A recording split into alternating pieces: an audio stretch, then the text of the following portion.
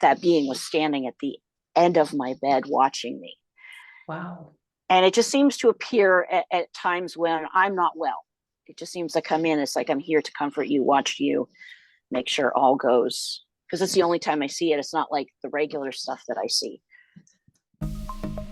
Welcome to Conversation for the Soul. I'm Linda Christine, and today I had a fabulous conversation with Angela Morris. She is such a sweetheart, so very humble and so very kind. And she is a very gifted clairvoyant from the time she was a very little girl. And she's also taken all of her gifts, being able to see these beings and being able to see energy, and has turned it into some really beautiful modalities. I really think you're going to enjoy this conversation with Angela. I'd love to hear what you think in the comments. And also, please, please, please like, share, and subscribe. This is the only way these folks get noticed. The algorithms have us suppressed a little bit. So the more you share this, the more you like it. And my cat's telling you to do this too. He's really adamant about it. Can you hear him? Please like, share, and subscribe. This way, these wonderful beings of light get noticed and can get shared around so people can learn from their stories, because storytelling is such a beautiful teacher. They've lived through many, many things that most of us can relate to on some level or another. So thank you. And we'll get on with today's show with Angela Morris. Well, today we're here with Angela. Welcome, Angela. Thank you. Thank you so much. It's so wonderful to have you here. I've been following you on Instagram for a while now, and you are just such a creative soul and spirit. And I thought, I really need to talk to her. She seems like a very interesting person. Well, thank you. Yeah. So tell me a little bit about your awakening. How did that come to be? How did that unfold for you? Sure. I think I've always been kind of aware since I was a little kid. I started having experiences from the age of 3 and on, but really becoming like fully awake and starting into my personal spiritual path. I would say that was what jolted that was about 7 years ago. And then stepping in with mentors and coaches was about 4 years ago. I had a tragedy that happened in the family. My grandfather committed suicide, and it jarred my life and everything that I thought my life was. He was a foundation for me. And so I had to reevaluate everything that I believed, that foundation I had to find in myself. So that started me in wanting to heal those shadow aspects of myself, because those really came forward when I lost him. So what did you notice early on that kind of, before your grandfather passed, that kind of made you feel like, well, maybe I'm a little bit different, or I think a little bit different? I think I've always felt that way. Like I said, my first experience, I was about 3 years old, and I had a shadow person come through my bedroom window. Ooh. And from that point on, I've just always been able to experience spirit. I can see them, I can hear them. I can smell it sometimes. So, I connect on several levels of the clair, and it's just grown stronger over the years. But there was a period of time that I kind of just shut it all down. Why do we do that? I think everybody does. Yes. Part of it was fear. It was definitely fear, because I didn't know how to create those healthy boundaries for myself of saying, you can't just come and go whenever you want, and being fearful of things that maybe I couldn't see clearly, because I did experience a lot of shadow aspects in the beginning, and that was frightening because I didn't know what was behind it. And so because it looked dark, I was afraid it was dark, but that really wasn't the case. Who were the shadow beings that were coming to see you? I believe that it's a guardian. I think that's why that guardian stepped forward when I was 3, because I didn't see this particular shadow spirit again until I was in my 30s. I had a total hysterectomy, and there were complications. Mm. Um, I started noticing that being was standing at the end of my bed watching me. Wow. And it just seems to appear at times when I'm not well. It just seems to come in. It's like, I'm here to comfort you, watch you, make sure all goes. Because it's the only time I see it. It's not like the regular stuff that I see. And what's some of the regular stuff that you see? Like, what are some of the experiences that you've had? Most of them have been good experiences. A lot of times it's because I just am a beacon. And it took me a while to figure out that the places that I was going or living wasn't haunted. It was me. That I was drawing these things into my energetic field. So I have experienced Archangel Michael, which was absolutely amazing. Just the most Mm. beautiful experience. I can't even begin to explain it. He's just larger than I could ever imagine, but his energy is so loving and protective. I've experienced past loved ones. I get a lot of visitation, especially in dream state, because it's a very easy space for us. We're relaxed. Mm. So I experienced a lot of loved ones passed over that way. Things move in my house a lot. Oh. Yeah. I have a piece of jewelry that is actually haunted, and I was trying to figure out, because anytime I had anything near that jewelry, it would get thrown. And I was like, what is going on? It's just around this jewelry. I would have a statue near it, like an angel statue, and the statue would turn. I'm like, what is going on here? So I finally decided to just tap into that energy. And it was, I had picked this jewelry up from an antique store, so I didn't know the story behind it. But apparently, this piece of jewelry was originally her wedding band, and it was supposed to be buried with her. Oh, And the family wow. turned it into a pendant. They had it remade, and she was very upset that she didn't have it. She was very attached to it because it was a wedding band. So this was supposed to occur. And I explained to her, like, there's not anything I can do to return it to you unless you specifically tell me who you are, and maybe I can connect to your family. So I got her this beautiful angel statue, and it's holding this beautiful gold bowl.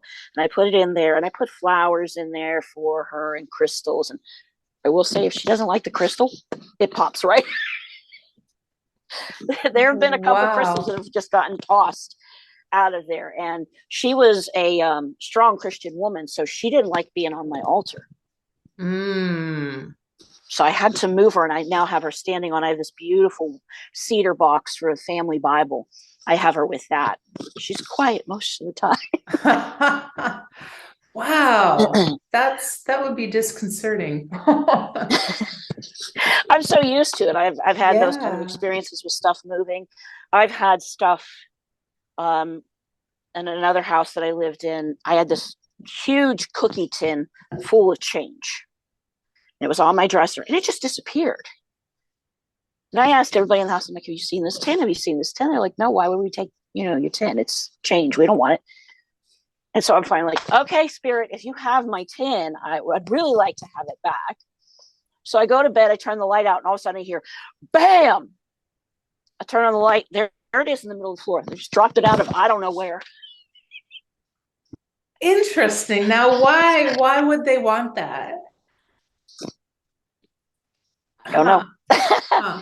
I think that could be, and it depends on what your beliefs are, but I believe that there is an elemental realm, the fairy realm, Yep. and they like to be pranksters.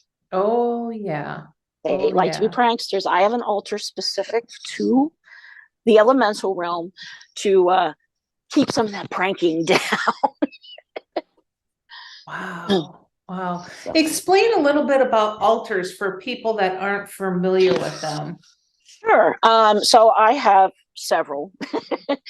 It is basically a space where um, for me, I will do ceremonies at my big altar. And this is where my archangels are. And it's just a place for me to set intentions and focus, my manifestations. I also have the altar for the lady with the jewelry, just to honor her wishes. And then the altar for the fairies is just a space to honor them. And then I have an ancestor altar to honor my ancestors. So it's just a space that is sacred, that you either like hold a space of honor or you do ceremonies at. Okay. Yeah, or sometimes meditate in front of them too. Yes. Yes. They're good places for just helping you get centered with all Yes. your favorite things around. Yes. Wonderful. What are some of the most interesting supernatural experiences you've had? Have you ever had any galactic connections come through for you at all? I have. Yes, I have. Typically, they will come through when I'm in a really deep meditative state. I've had, and working with Andrea Garris, I had the opportunity to have, she calls them the tall ones. They're just these tremendously, I mean, they've got to be 7, 8, 9 feet tall. And they're just pure light. It's just pure light, but it's, you can tell it's a shape of a being. But it is, I think it's the closest being to source. It's like that, just a step below source. It's just the closest thing to that pure light. And when they come in, there's just such a healing, loving vibration that's present with them. I've had experiences with mantis beings, which they can be scary when they first come in, but I find them to be incredibly respectful. When they first came in, they kind of know you're put off. You're like, that's a giant bug. Yeah. It looks like a giant bug. You're like, wow, because they're really tall too. But they would come into sessions that I would be in with Andrea, and they would just stand off to the side, and they'd let me know they were there, but they wouldn't come into the space unless I invited them to come into the space. And then when they do, their language is so rapid and their intention is laser focused. So when they speak, they expect you to fully listen. They're not there to have just a charming little conversation. They're bringing information forward. You need to pay attention. You need to listen. You need to take it in, and then they move on. It's wow. It's really a beautiful thing. Now, when these beings come through for you, do you see them in your third eye? Do you actually get a visual of them? What's the clair that you use the most?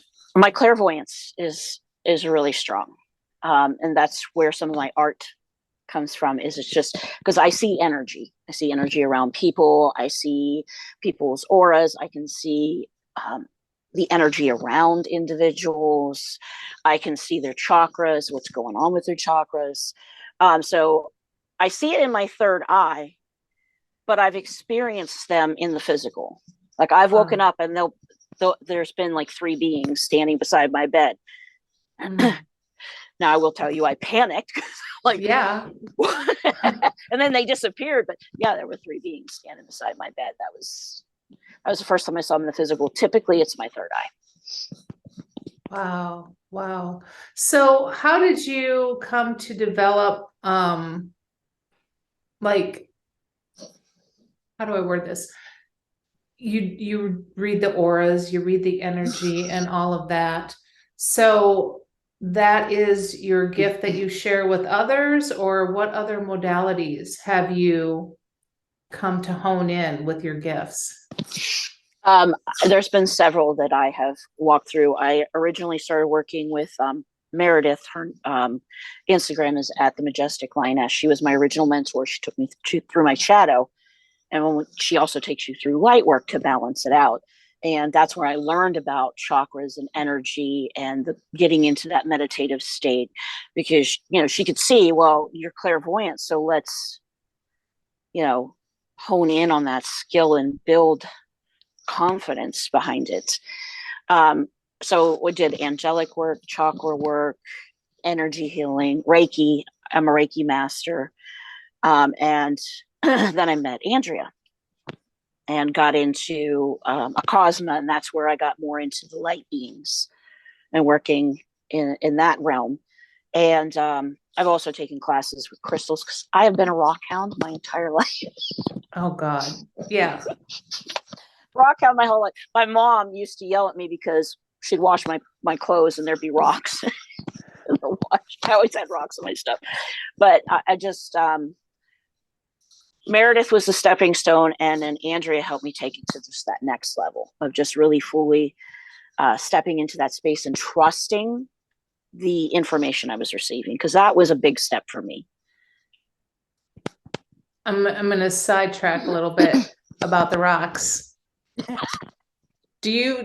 have friends that talk to crystals. Do you talk to crystals and rocks, and what kind of information do you get? I have not tried that. I can definitely feel the vibration of the crystal. I've had crystals that I can't have in the same room because the vibration is so intense.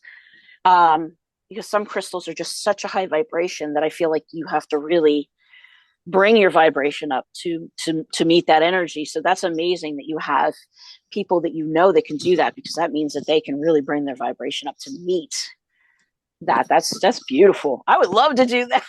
Yeah, well, a friend of mine actually took a class to learn how to do it, and I'm like, wow, that is really super cool. Yeah, I can it's I forget what it's called, psychometry. I can touch things and read the energy.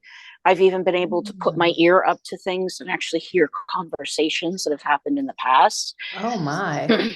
So that's really cool. Wow. Wow. So who else in your family has this gift? Um, I'm my father, definitely, but also my grandmother on my mother's side.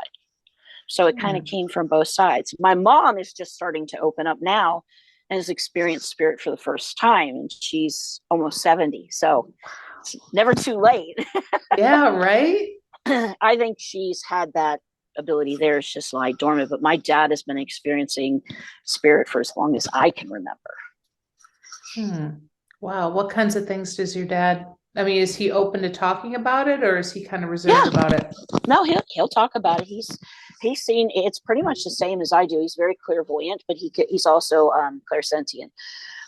He can hear it and he can see it.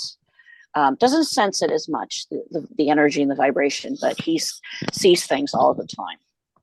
Sometimes just orbs, sometimes full beings. That is wild. Orbs is the only thing I've seen, and I only capture them on my phone. I don't really see them yet. So I keep hoping that comes to fruition one of these days. It will. It will. It will. I promise you it will. I mean, I do see them out of the sides of my eyes. I see the flashes. I see the little, or I see a shadow zip across the floor, and I'm just like, come on, man, give it up. I want to see you. Yeah. I think for me in the beginning, I had such a huge imagination, right? I was an only child. So I created worlds, and that helps build that clairvoyance, because you're opening up that space of being able to visually connect to a whole other space. Plus, I'm a Pisces. Me too. We're always in another world anyway. Yeah, pretty much. Pretty much.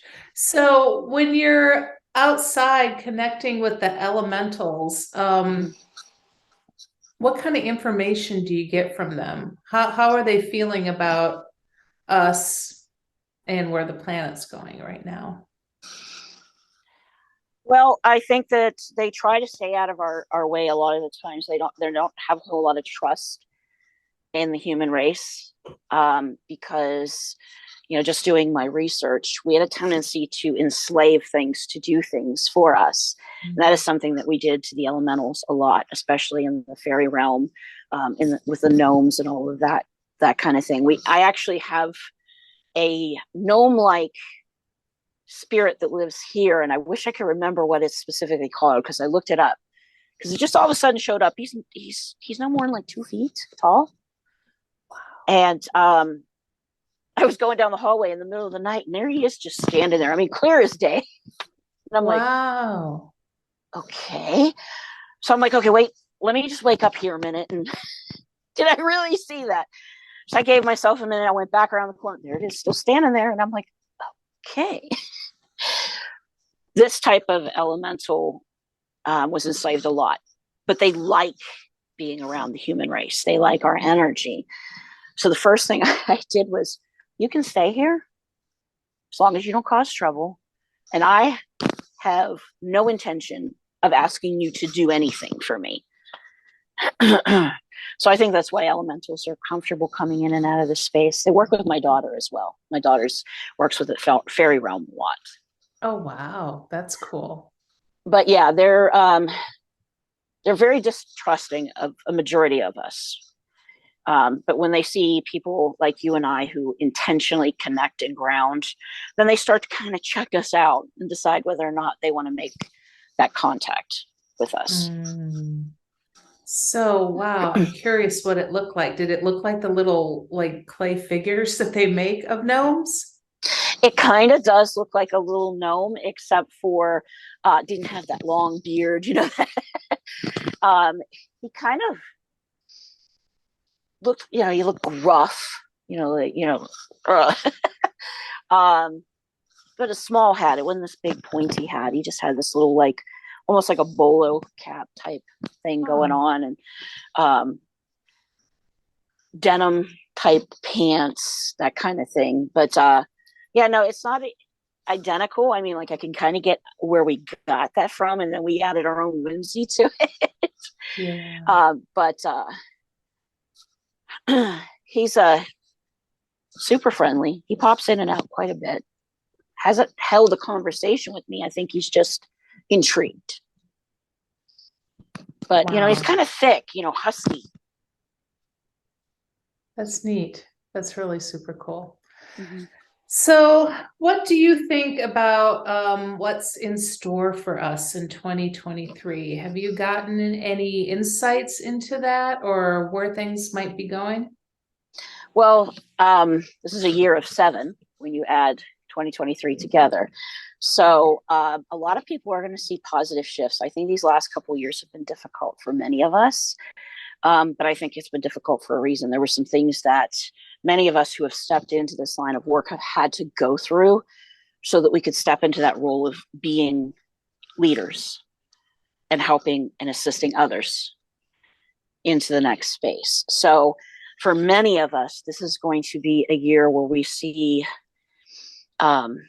more abundance, our manifestations taking place much quicker, really connecting to that law of attraction, and people really starting to be more authentic when they come and present what they have to present. You've got, and I've gotten trapped up in it too, all these filters and stuff you're hiding behind, to bring your message forward, because we're so concerned about how we look to everyone else, when typically they're going to connect more when we come as our authentic self, which is something I've really stepped into this year for myself.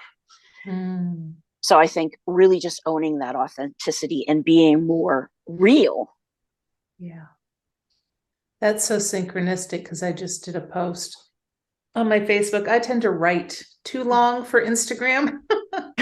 So most of my stuff ends up on Facebook because it's like, a TED Talk. Right. So I just did a post on authenticity. Yes. It really seems to be bubbling up lately.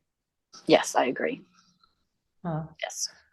So what do you see in the way of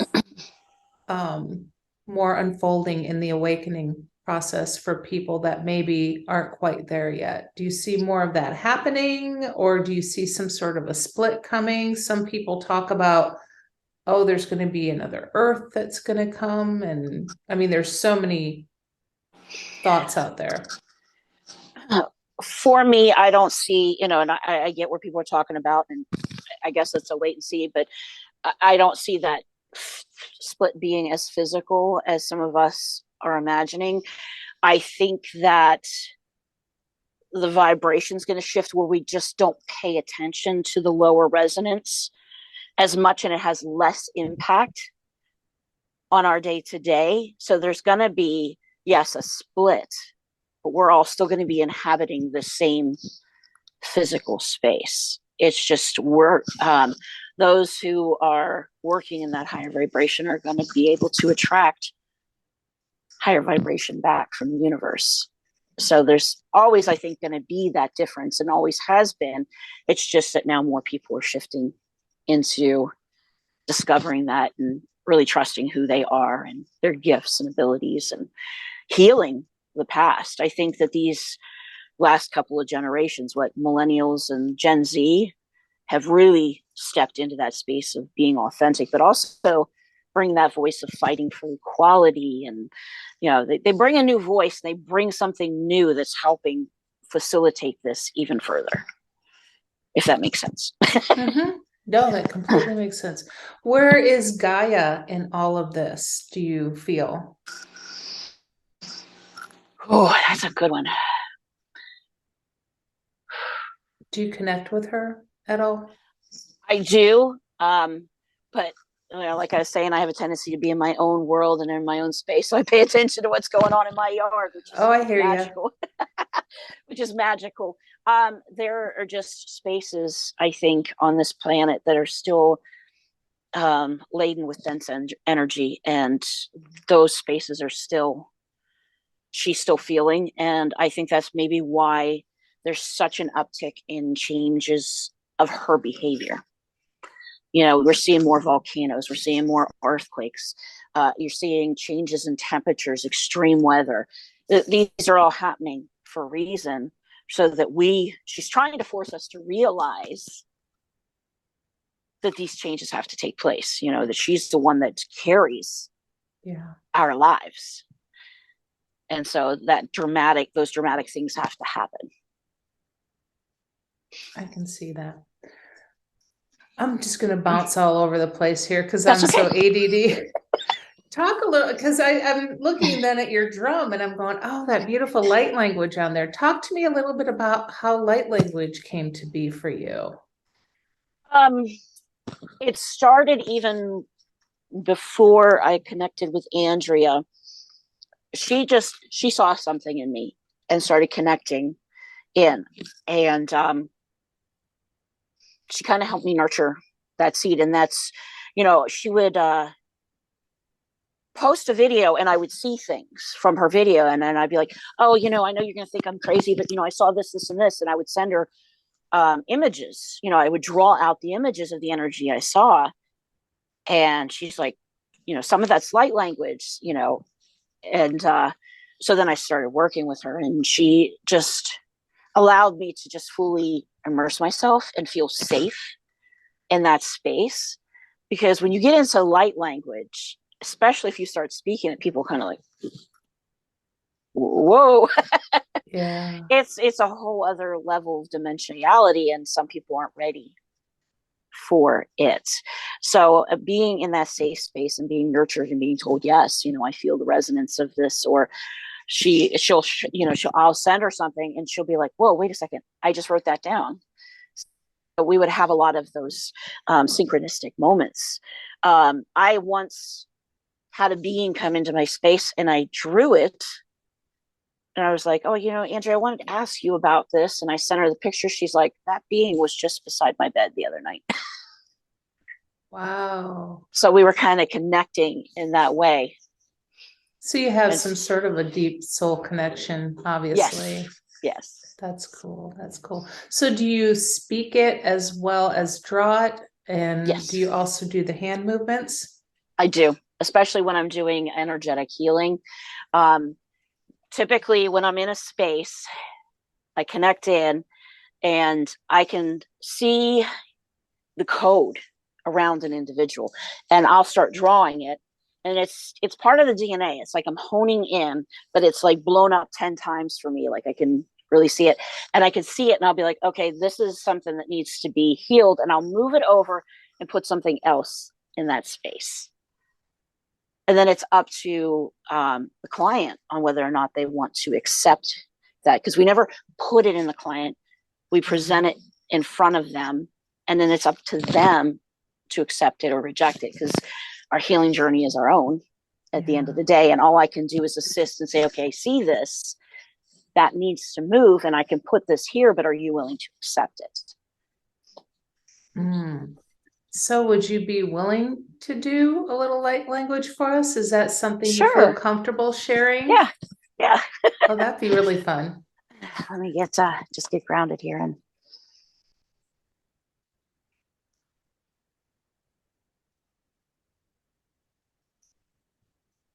Osona ea kikoko ana te ana oa asana ea kia toa ne ea ta'a ne e asotukua tukua na ea satia oana na ke atia kokoana sakea.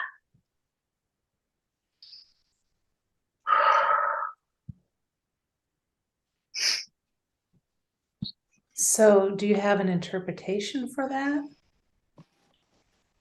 I have not been able to interpret everything that comes through, because sometimes it comes through so fast, and sometimes I have to sit with it for a little while. Sometimes I'm like, oh, I know exactly what that said, and I'll say it right after. And sometimes the message just comes in and I'm like, I don't know. Typically it's, I know when I'm in a session with a client, and I'll write it down, and then I'll write down what it means. And a lot of times that light being will even give me a light language code for that individual to focus on, to assist in their healing journey. So for those who have never been exposed to light language, because I like to try and serve as many who are maybe newly awakened to those that have been around the block a few times. Where does light language come from, and who's giving it to you? Light language can come from, for me, in my experience, a couple of different places. The typical space is yourself, and it's a space of remembrance, because we have been multiple beings in multiple spaces. We are, we were, and we will be all at one time. So these are spaces of remembrance. It's also our connection to our higher self, and it can be these light beings that come into the space. So this is sometimes why you see dialects within the light language community, where they're connecting to a collective of light beings, and they'll speak a very specific dialect to those. So like you'll hear a lot of Palladian. I've heard a lot of that, Lyran. And they typically know, there's just something within that individual. They know that that's the collective that they're speaking to. It is also sometimes bits and pieces of past life. Because I've taken some of what I've spoken and I'll look it up, and a lot of times I get Hindu. Wow. And I know that I've had at least two lives in that culture in the past. And so sometimes those words will come forward, even in my sleep, which is crazy. I used to have one of those sleep apps for, they thought I had sleep apnea. So they had me do this sleep app to record it, and it would record when you spoke. I would speak another language in my sleep, and almost all the time it was Hindi. Oh my gosh, that's wild. So yeah, it's amazing what comes through even in your dream state. But yeah, it could be multiple things. So you just kind of have to tune in and decide, where is that coming through for you? A lot of it for me is connecting into higher self and my own inner knowing. Yeah. Wow. So, I apologize for that. I thought I turned that off. That's okay. That's what happens when you fall asleep before a conversation. Everything's all discombobulated. That's okay. the dream state. Now, Mhm. oh my God, dream state has been so crazy lately. Mhm. But, all these people seem to have all these fantastical things happen to dream state. To me, mine seems very subdued and very boring, but I'm always connecting with people I may know or have had acquaintance with in the past or don't know at all, just doing very generic things. What do you feel is going on when we're in dream state, and why is mine so damn boring? Um, so typically a vivid dreamer who can recall mass amount of details has awakened their gifts to clairvoyance. And um, some have brought it into the waking world, and that's where you connect in with spirit and awake. Yours sounds more on the lines of prophetic. So Hmm. you're tapping into an energy that's in your space, even though you may not have made contact with it. It's already energy in motion, and you're going to be coming into contact. So you're already picking that up and reading it prophetically. And so it's just the clairvoyance isn't fully turned on yet. I think that as you shift, if you get into things to work on the clairvoyance, that might shift for you and they'll become more vibrant and more detailed.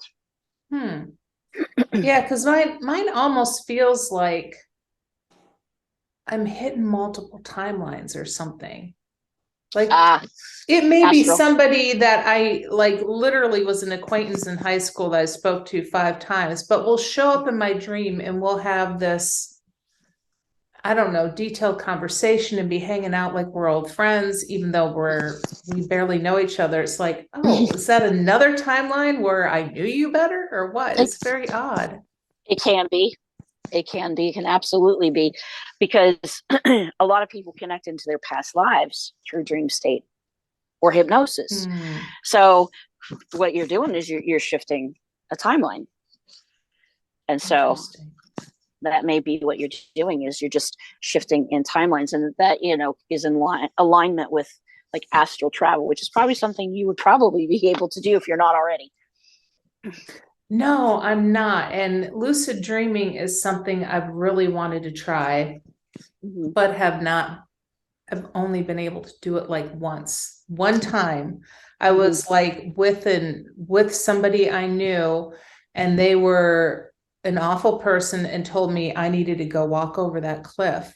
And I'm like, fine, I have no problem with it because I know nothing's going to happen to me when I and won't even hit the bottom. And I did. And I went over it and it was like no big deal. It's like it was the Mm-hmm. only time I was able to control what was happening in dream state. Right. That does take practice. My best friend, she's a lucid dreamer.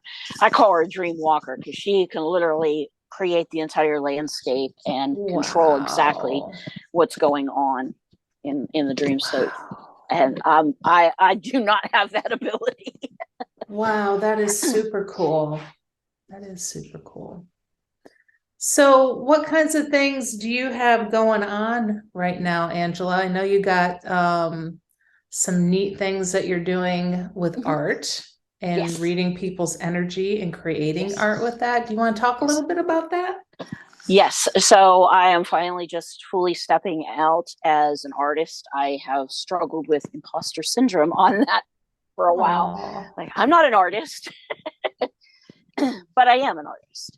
Um, I love to either sit with my client's energy, or sometimes I could even just from just small interactions and them sending, I can even see the energy in a picture. When they send me a picture, I can just see the energy. Like, I had a client send me a picture of their nephew, and that was the only contact I had with this individual. It was just a picture. Instantaneously, I'm like, Viking energy. She's like, yeah, they have that in their ancestry, that they're, I think it was Norwegian. And I said, wow. oh yeah. And I says, I'm seeing a past life too. He was a blacksmith, and back in the medieval times. And she's like, you can see that in the picture. I'm like, yeah, I don't know, it's just there. So I take that and I create an end result image for my client, because a lot of people can't see that And it's fun for them to connect in and see, like, hey, yeah, I am magical. This energy's around me. This is beautiful. Oh, that's neat. What else do you have going on? I am stepping into being a social media mindset coach for light workers. That's much needed. I have been on Instagram. It'll be 4 years this February. So I've been cruising down this course for a long time, and I've been learning what works, what doesn't work. And I've also fallen in the trap of, I need numbers, I need followers, I have to have so many numbers, and realizing I could have just 200 people. And if those 200 people are very interested in what I have to bring, that's all I'll ever need. That's my client base. Is you create a loyal client base. You can have, I've seen people have thousands of followers and no interaction going on their page, and their business failing. So, Yeah. But my big thing is people getting their mindset right before they sit down and start interacting. We're getting so lost in social media that we're forgetting why we're here and the message that we're supposed to be bringing forward, talking about being grounded and balanced. And yet we're not, because we're chasing after the chaos on social media. So really coming from that grounded state and having balance in your social media, it's going to make a big difference. Because what the energy you come to your page with is what's going to resonate out. And if you're coming at it with chaos, that chaotic energy, and I've gotta, with a lack mentality behind it, it's just going to stay that way. Whereas if you ground yourself, allow spirit to get in there and help you and guide you and hear it, it's a game changer. So true. So very true. Well, Angela, it has been a pleasure chatting with you today. Oh, thank you so much. I so appreciate it. I'm going to put your info down below, but do you just want to share verbally also with everybody where they can find you? Yes, I'm on TikTok, and I'm on Pinterest and I'm on Instagram, and I'm on YouTube, and it's all as unapologetically Angela. Sometimes there's an underscore between. It just depends on whether my name was taken or not, but unapologetically Angela with my mug. Love it. Love it. Love it. Love it. Well, I appreciate you, my dear. Thank you for spending time with me today and chatting. Well, thank you for having me. It was so nice to get to know you. You too. Alrighty. Bye-bye.